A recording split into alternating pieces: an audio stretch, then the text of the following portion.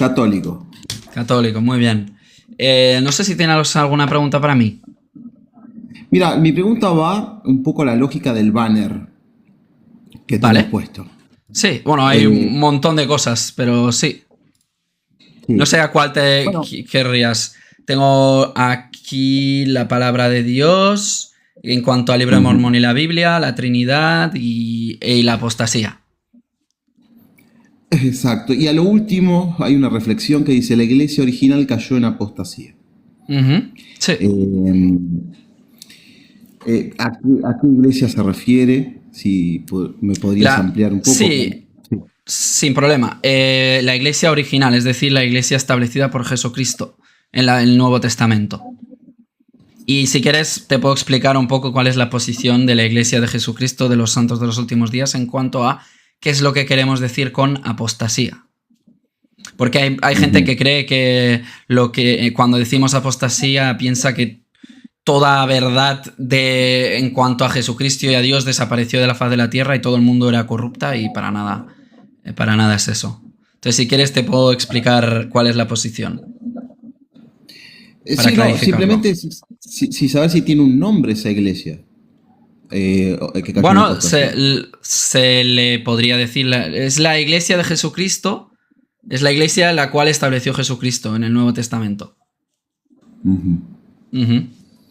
Es la mormona, Bueno, ¿no? nosotros afirmamos ser la misma iglesia, la misma iglesia que estableció Jesucristo y ha sido restaurada. Pero es Ah, la listo. iglesia de Jesucristo, si quieres, en las escrituras no pone un nombre específico, bueno, pone iglesia de Jesús, bueno, se podría decir iglesia de Jesucristo, es simplemente la iglesia que estableció Jesucristo en el Nuevo Testamento. Y da varias pautas de cómo es la estructura en la cual él estableció la iglesia. Por Sí, sí, apóstoles sí. y No, no, profetas, por setentas, etcétera, etcétera. esa afirmación que vos me haces ahora te logro entender. Ujú. Pero yo así simple vista lo leía y no podía, o sea, no sé cuál es, qué motiva a hacer un discernimiento de una iglesia anterior que cayó en apostasía, pero que en realidad es la misma iglesia, ¿no? Sí, ahora, es por Entonces, eso que cuando dices cayó en apostasía, a lo mejor, de nuevo, por eso te decía que si querías te podía explicar qué es lo que queremos decir con apostasía. Porque a lo con mejor gusto. tú tienes porque ¿qué es lo que entiendes tú con que la iglesia original cayó en apostasía? ¿Qué es lo que te viene a la mente? Lo primero que me viene a la mente, sin rigor bíblico, sería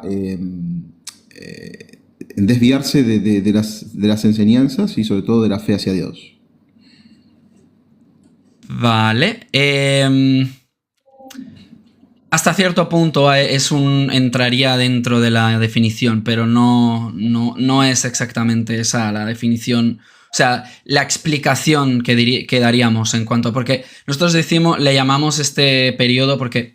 Bueno, primero de todo, en la Biblia hay varias apostasías. Van ocurriendo, ¿no? Que el pueblo de Israel pues se rebela contra Dios, le quita la vida a los profetas.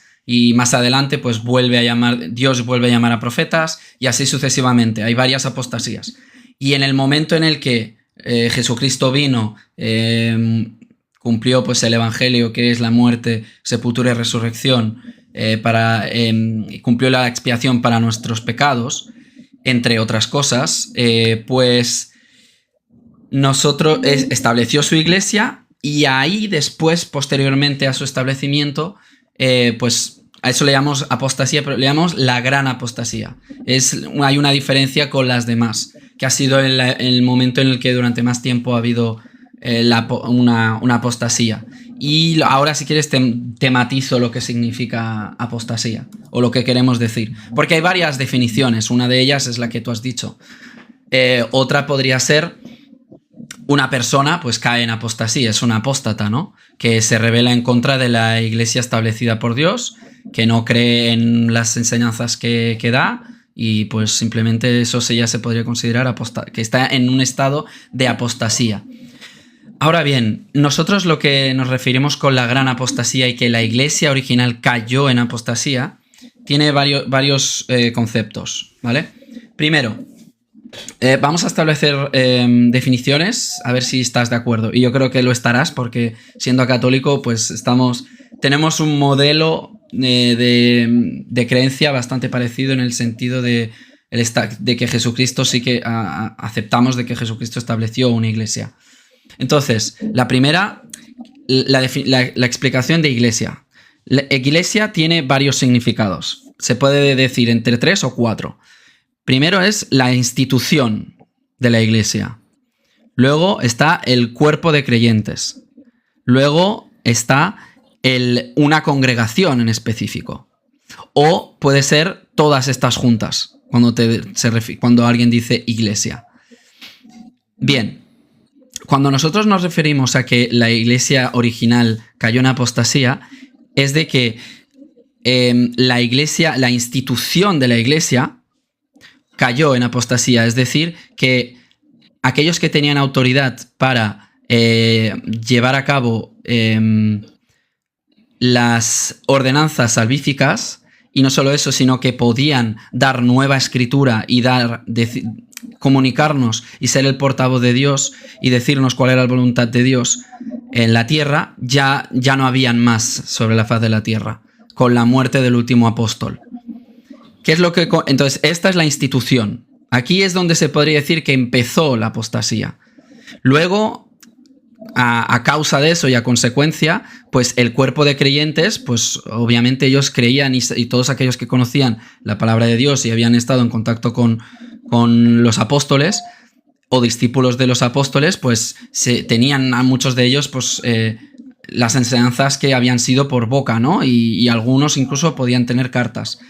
Entonces, pero claro, con el tiempo, pues al no tener la estructura establecida por Jesucristo, pues esto se fue perdiendo y la gente empezó a hacer una interpretación personal y no había una autoridad, digamos, la autoridad más alta que podía interpretar escritura, que son los profetas o apóstoles.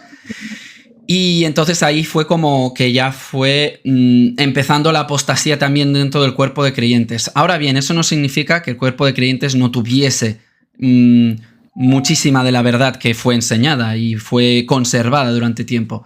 Pero lo que nosotros nos referimos con apostasía o la gran apostasía es sobre todo en específico con Dios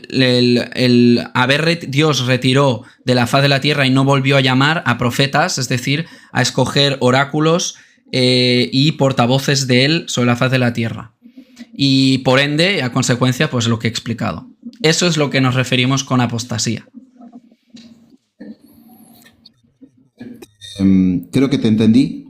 Uh-huh. A veces trato de conciliar la idea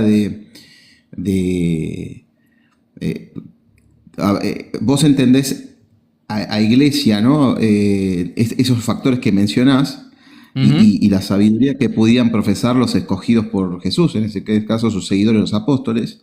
Pero Uh-huh. la iglesia se frenaría ahí, porque en cuanto un aprendiz de apóstol predicara lo que le enseñaron los apóstoles, ya se termina la institución ahí, o no puede continuar en una sucesión apostólica. Bueno, en la Biblia podemos ver de que después de que Judas ya no estaba y se quitó la vida, se sustituyó por Matías. Sí. Uh-huh. O sea que la iglesia podría llegar a continuar más allá de... Sí, en ese momento estaba continuando. Esa era, parece que la voluntad de Jesucristo, que estableció su iglesia y parece que dio esas instrucciones. Si no, los apóstoles no hubiesen sustituido a Judas. Y no solo eso, luego pues hubo otros apóstoles que no pertenecían a los 12 originales, pero sí que habían, como Pablo, Bernabé, Jacobo. Claro. Uh-huh. Pero posteriormente a la muerte de todos estos, ya podemos ver de que históricamente no se llamó a ningún profeta o apóstol más. Del último, pues, que sabemos es de Juan el Amado, según la tradición. Claro. No, Uh-huh. sí, eso es cierto. Entonces, Eso es cierto. nuestra afirmación y nuestra posición, y bueno, esto es histórico, en el momento de la muerte de estos, pues no hubo ya más apóstoles y profetas. Entonces no había nadie que pudiese hablar con autoridad de Dios como un apóstol y podía, pues, por ejemplo, seguir escribiendo escritura, ¿no? Tener la revelación pública, digamos, que pudiese decir, esto es lo que Dios dice y esto es lo que se debe hacer. No había ya más sobre la faz de la tierra. Lo que quedaban era, pues, obispos o líderes locales en lugares con poder y jurisdicción local, el cual, pues, se asignó por los apóstoles mismos. Pero claro, después de eso no hubo la continuación esta. De ahí, esto es lo que nos referimos con que cayó en apostasía, que ya no hubo más, ya no hubo una continuación. No hubo una continuación en el sentido de que Dios eligiera a alguien nuevamente como para poder revelar o interpretar escrituras, ¿no? Sí, lo que pasa es que yo conozco bastante bien, de hecho, de todas las religiones cristianas que conozco, la Iglesia Católica es la que más familiarizado estoy. No soy un experto para nada, pero bueno, es la tradición en la cual he crecido durante toda mi vida. Sí, sí. Y la conozco bastante bien. De nuevo, no soy un experto, y no quiero dármelas de ello. Pero conozco la posición y a lo que se refiere. Por ejemplo, sé que la Iglesia Católica afirma la sucesión apostólica a través de Lino, de Anacleto, Sí. de Clemente, etc. Lo que pasa es que ahí es donde ¿sí? Esa es la sucesión papal, decís vos. Sí, correcto. Lo que pasa, bueno, primero de todo de que lo de la doctrina del el papado, eso es una doctrina personal de la Iglesia Católica. En ningún lugar en la Biblia se le ha llamado papa a ninguna persona, ni siquiera a Pedro, que sé que afirmáis de que es el primer papa y que después de él pues se llamó a los demás. Y todos aquellos que habían sido obispos en Roma, pues se les llama papa. Lo que pasa, aquí es donde yo ya entro en la contención y mi desconexión con la historia, en la cual, primero de todo, de que el momento en el que, posteriormente a la muerte de todos los apóstoles, quedaban obispos en congregaciones locales, de nuevo, pero ninguno de ellos tenía más poder que uno que otro. Sí que te puedo aceptar de que a lo mejor tenían tomaban un poco más en cuenta a lo mejor la palabra del obispo en Roma, pero no tenía más autoridad que cualquier otra iglesia local. Entonces, claro, de hecho, la doctrina del papado y del papa es bastante tardía comparado con lo que se puede llegar a afirmar, porque de hecho incluso la Iglesia Católica llegó a excomulgar a discípulos de Jesús, es decir, a los padres del cristianismo, por no creer en dogmas creados siglos más tarde, que no son bíblicos. Entonces, claro, ahí es donde yo empiezo a ser un poquito más crítico con la situación y la posición de la Iglesia Católica, y es por eso que no me convence como modelo, porque la sucesión apostólica simplemente no la hay. Sí que es verdad que hubo pues el nombramiento de, como he dicho, líderes locales, pero no tenían jurisdicción universal. Era jurisdicción local. Yo no busco convencerte igual, ¿eh? No, sí, entiendo. No me parece un ejercicio honesto tratar de convencer al otro. A lo mejor quizás te pueda explicar lo que yo considero y listo. ¿Sabes qué? No te pregunté tu nombre. Te pido mil disculpas. No hay problema. Yo soy Lea por Leandro, digamos. Leandro. Yo soy Pablo, sí, como el apóstol. Mi madre me llamó Pablo como el apóstol, sí. Bueno, ¿sabes qué? Me hace un poco de fricción, a lo mejor capaz que me lo puedes esclarecer un poco, es que la sucesión papal llegó un poco tardía, pero sin embargo me mencionas a Lino, que es el inmediato sucesor de Pedro. Sí, matizo, el haber llamado a papa el simple nombre, ¿no? Ese título que se le da y el haber subido la categoría de obispo a subirla a una categoría como si fuese los nuevos apóstoles, eso no sucede hasta mucho más tarde, hasta decenas o incluso cientos de años más tarde. No sé exactamente ahora la fecha, pero es bastante más tarde. De hecho, el gran cisma que ocurrió en el 1500, si no me equivoco, de la iglesia... No, mentira, fue en el año 1090 y algo. De la iglesia ortodoxa se separa pues justamente por todo esto. Empezaron a tener problemas entre obispos y como eran todos del mismo, la misma autoridad, pues no se ponían de acuerdo de quién era el que debía de ser la cabeza de la iglesia, y al final pues se separó, ¿no? Y de ahí pues nace la iglesia ortodoxa. Y la Iglesia Católica pues se mantuvo con ello, y a partir de ahí pues sé que se empezó a asignar digamos a un papa superior, que es un obispo superior, que es el obispo de Roma. Pero de nuevo, eso nunca se ha visto durante todos esos años de que los obispos mismos tuviesen en cuenta. Sí. Porque a lo mejor quizás no quiero ni tomar un examen, nada, olvídate. Si no es la fecha exacta, tampoco me parece que es la cuestión acá. Lo que sí me resulta un poco raro de asimilar es que si uno busca información por fuera del dogma y la creencia sobre Dios, sobre Linus, es el inmediato, la historia, la historia, no te estoy hablando de la Iglesia Católica, lo ubica inmediatamente después de la muerte de Pedro. Entonces, no puedo conciliar esto, que la sucesión papal aparezca como un dogma tardío, cuando inmediatamente muere Pedro, sin creer en esta sucesión. No te estoy diciendo creamos en la sucesión, sino que hay gente que sostenía que la cabeza de la iglesia de ese entonces, cuando murió, apareció otra, enseguida, llamada Linus.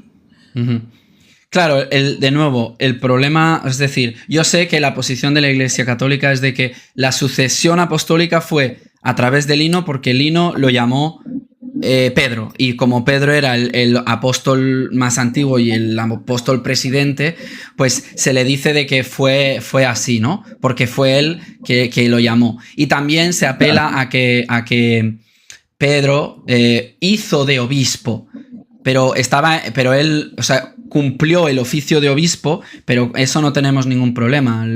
La contención está en que, primero, de que un apóstol, por supuesto, que puede hacer oficio de obispo, digamos, las funciones que él hace, porque es apóstol.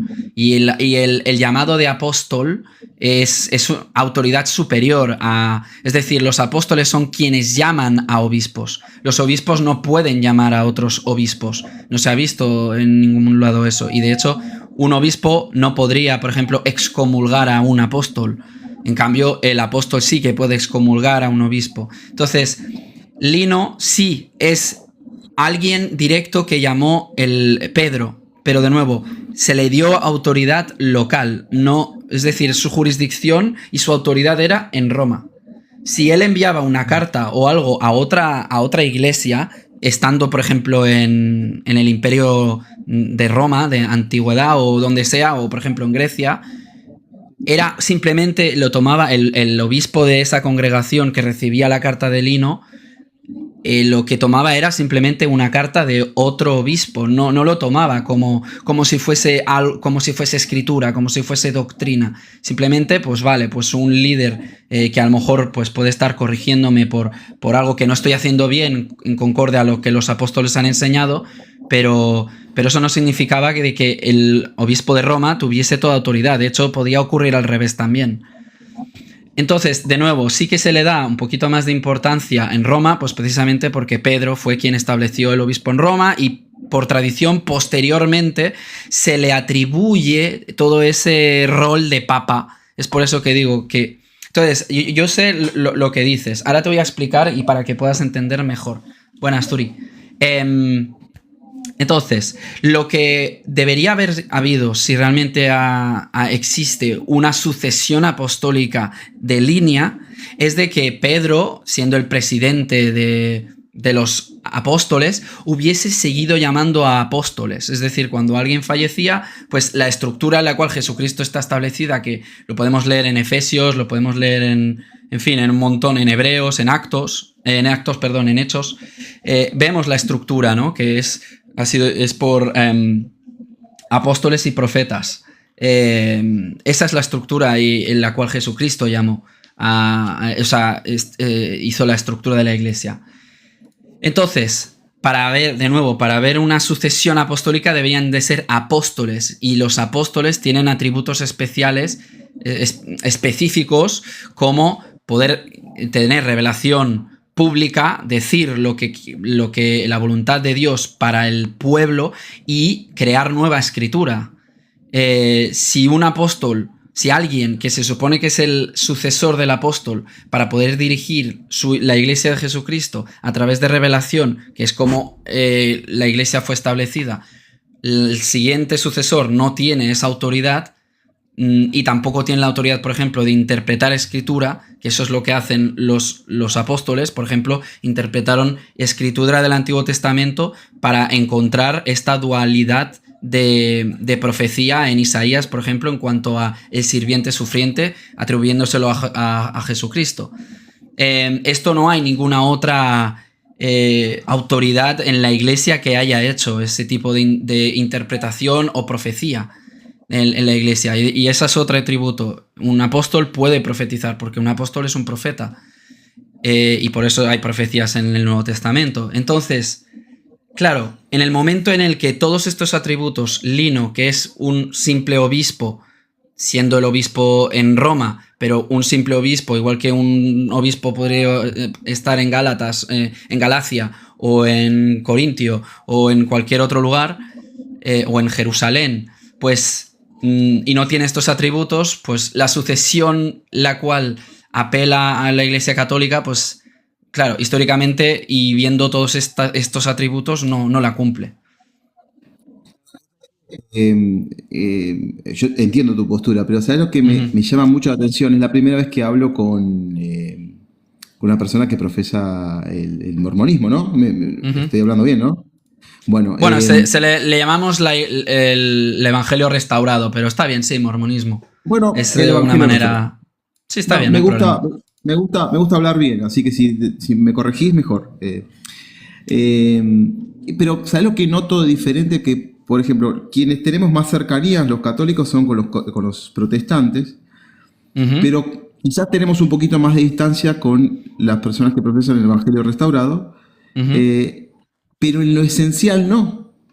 Porque yo creo que vos no tendrías hoy ningún problema en reconocer que Jesús no mandó escribir ninguna Biblia, ningún testamento, pero sin embargo, si escrito está, tiene que haber una autoridad que la escribió.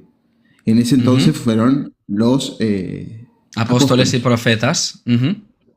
Eso me llama mucho la atención. La lejanía que tenemos con las personas que profesan el Evangelio restaurado, en realidad es con la que compartimos más estructura. Sí. De hecho, yo siempre lo he dicho, si yo no fuese santo de los últimos días, yo seguramente me haría católico, porque es la iglesia que más sentido podría tener, por lo menos tiene una estructura y una autoridad central. Ese es el problema del protestantismo, que no tiene eso, y de hecho afirman que no es necesario. Ahora bien, el por qué no soy católico es por los motivos por los cuales te he dado. De hecho, para seguir esta conversación, te voy a explicar un poquito de mi persona, ¿vale? Voy a hacerlo lo más breve posible. La manera en cómo yo busco a Jesucristo o a Dios es yo lo clasifico por 3 conversaciones que debo de tener, ¿no? O que he tenido para formular mi fe. Esto tengo que hacer un vídeo porque también tengo un canal en YouTube y tal, y tengo un vídeo que ya estoy haciendo el guión y tal. Entonces, y es un poquito lo que te voy a explicar. La primera conversación, que es la base de una pirámide, digamos, ¿vale? La primera conversación sería si Dios existe. Si hay un Dios, pues, y entonces voy a buscar todo aquello que esté a mi mano de poder pues saber si hay un Dios y quién es ese Dios, ¿no? Dónde se podría encontrar, si es un Dios personal y tal.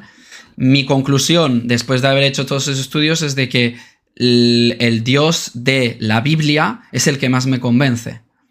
Entonces, luego yo voy a la Biblia.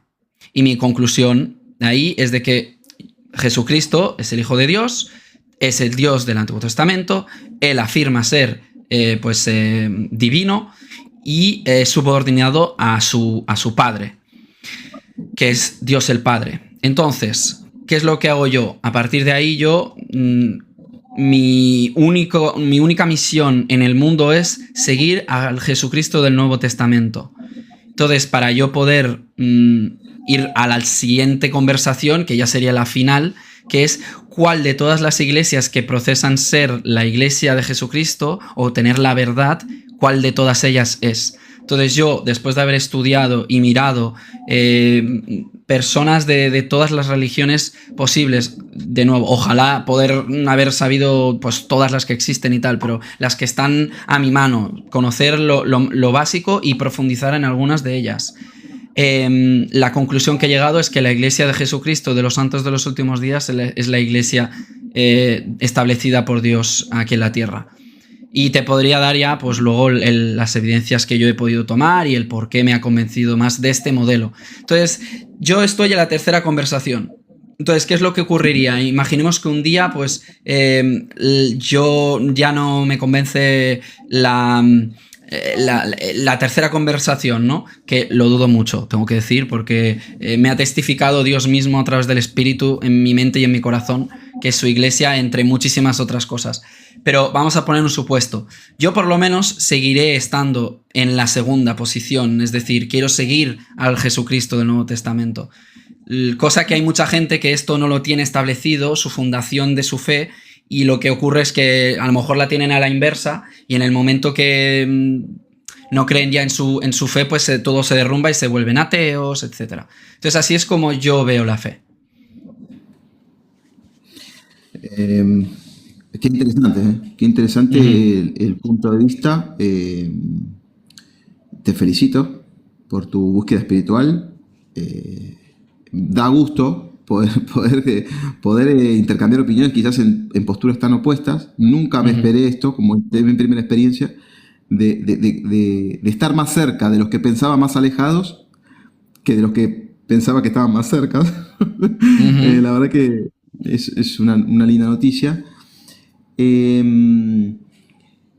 Y actualmente, ¿cuándo vos haces el paso en donde vos te convencés de la verdadera iglesia? ¿Cuándo das el salto a esta verdadera iglesia? Mira, ¿De qué edad más o menos? Yo tengo que decir, yo he crecido en la iglesia. A los 9 años me bauticé. Tomé la decisión de bautizarme y... Ahora bien, tengo ahora 31 años y yo he pasado muchas etapas en mi vida. He llegado a la adolescencia, he llegado a la adultez y yo pues me he hecho preguntas, ¿no? He escuchado muchísimas cosas acerca de la iglesia, la historia de la iglesia restaurada, de José Smith, que es quien afirmó haber visto a Padre Celestial y a Jesucristo. Yo he leído y me he informado todo lo posible para todas estas cosas porque yo me he hecho estas preguntas. Todas estas preguntas y afirmaciones incluso, y la gente que nos acusa de que José Smith era un polígamo, que por cierto sí que fue polígamo, o sea, pero no tengo ningún problema. Lo puedo justificar con escrituras. Pero muchos personajes en el Antiguo Testamento también fueron polígamos. Eso es, por eso no es un problema para mí. Ahora bien, si Dios hoy en día estableciese de practicar la poligamia, me costaría mucho, ¿vale? O sea, yo creo que cualquier persona creyente, Jesucristo mismo viene y dice hay que practicar la poligamia, a nadie le daría gracia. Pero bueno, entonces, correcto, veo que conoces bien las escrituras. De hecho, la casa de Israel fue establecida por la poligamia. Entonces, claro, yo crecí y en el momento en el que yo fui creciendo y aprendiendo cosas, es lo que me ha ido convenciendo y he ido recibiendo esto. Entonces, aquí lo más importante, yo soy una persona espiritual, pero también soy una persona escéptica y racional. Soy una persona que uno de mis defectos o virtudes, depende de cómo lo veas, es que necesito saber la lógica de las cosas y que puede llegar desde una manera racional. Pero para mí lo más importante es algo que está en Mateo 10, 16, 17 y 18, que habla de cuál es la roca. Sé que la Iglesia Católica establece que la roca es Pedro, nosotros también, pero no habla directamente de exactamente de Pedro. Habla de que, o sea, hace el juego de palabras Jesús atribuyéndole a Pedro, que es la roca, ¿no? Utilizando de nuevo Petros o Keifás, creo que es en arameo. Pero yo de hecho tengo un vídeo también y bueno, que hay un quiasmo, se puede encontrar el central que es Pedro y si vas abriéndote, ¿no? a cada una de ellas, tienen relación cada una de ellas y lo que se atribuye a lo que es la roca es justamente lo que recibió, el por qué le estaba diciendo a Pedro que era bienaventurado, que era que no había sido ni carne ni sangre quien se lo había revelado, sino Padre, el Dios mismo, que Jesucristo era el Cristo. Eso era la roca, la revelación divina. Y yo he recibido las cosas que yo sé hoy en día y estoy convencido de ello a través de revelación. Yo a través del Espíritu he podido en oración o simplemente leyendo y habiendo contrastado muchísimas cosas de que aquellas cosas que yo estoy convencido y de mi convencimiento de hoy en día son de Dios. Entonces, por eso yo soy miembro de la Iglesia de Jesucristo, de los santos de los últimos días. Si no, pues como te he dicho, posiblemente sería católico. Nombraste algo que yo, sobre todo en esta plataforma, está muy, muy enfrentados, ¿no? Que tiene que ver con necesitas algunos principios o algunos argumentos razonables también, ¿no? Bueno, sí, al final la apologética es a través de la razón defender tu fe. Es un poco lo que intento hacer, pero el motivo por el cual es porque, como te he explicado y lo que ibas a decir, y perdona que te interrumpa, ahora te doy... Es que me gusta mucho hablar y a veces no me doy cuenta. Pero de que me gusta mucho razonar las cosas y contrastarlas con otras y aquello que uno afirma u otro y cuáles son los argumentos de cada uno. Entonces, a mí la apologética, la defensa que más argumentos me han dado más convincentes son los de la Iglesia. Bueno, yo tengo una postura muy radical con respecto a los argumentos racionales. Okay.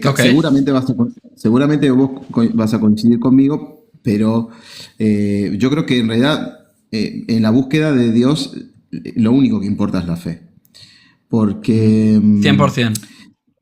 100%, sí. Y que si después aparece la razón para, no sé cómo ponerlo en palabras, pero sería como para acompañar este proceso espiritual de búsqueda de Dios, bueno, mejor, si aparece como acompañamiento.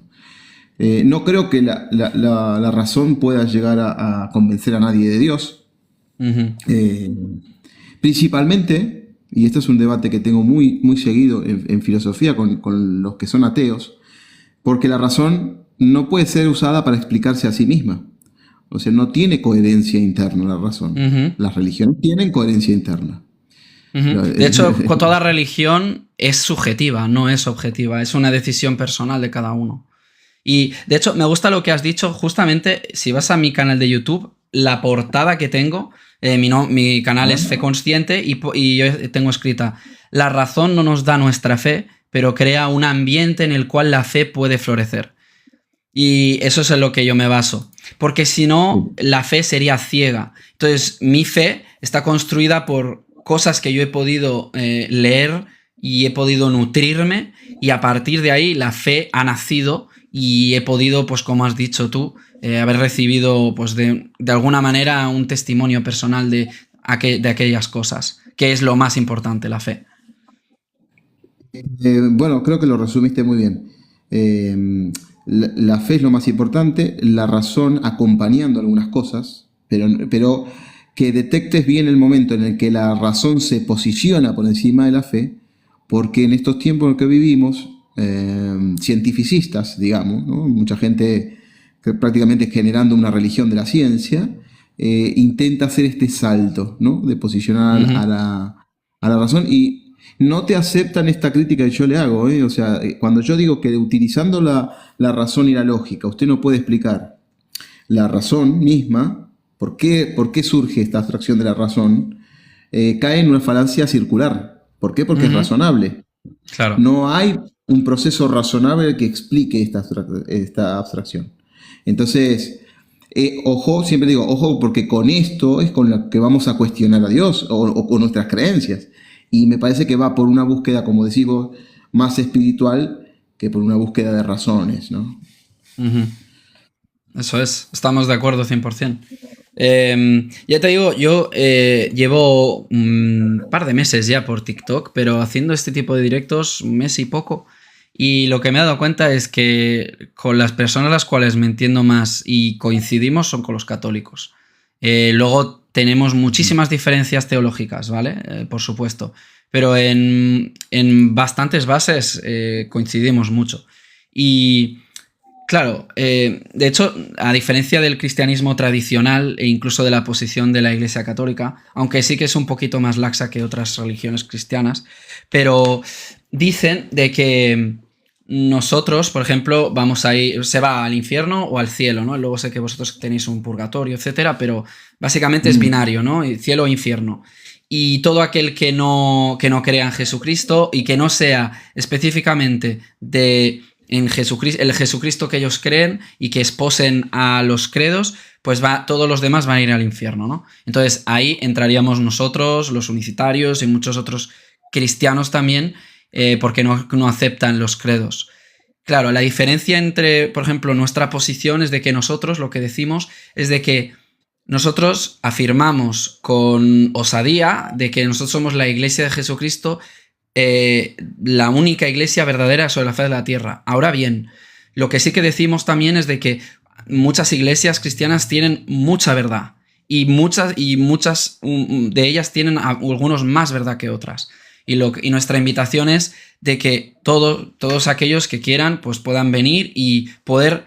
No tienen ni siquiera que despojarse de lo que ellos tienen, sino que vienen y simplemente se añadirá aquello que de las verdades que no se tenga, por muchas cosas, ¿no? Como por ejemplo que se dice de que Dios ha dejado de hablar y que está solo escrito y el canon está cerrado. Nuestra posición es de que el canon está abierto, de que Dios sigue hablando a sus hijos a través de profetas y apóstoles. Entonces,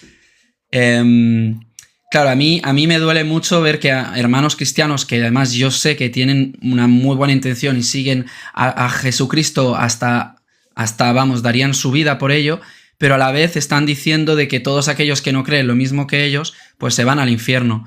Entonces están afirmando un Dios que no es justo siquiera. Entonces, claro, ahí es cuando me cuesta mucho aceptar ese tipo de creencia, que luego hablo con personas de una religión específica cristiana, incluso con católicos, y ni siquiera ellos mismos aceptan doctrina de la Iglesia Católica o doctrina de su propia Iglesia porque en su corazón han recibido a través del Espíritu confirmación personal de una cosa que es contraria a las enseñanzas.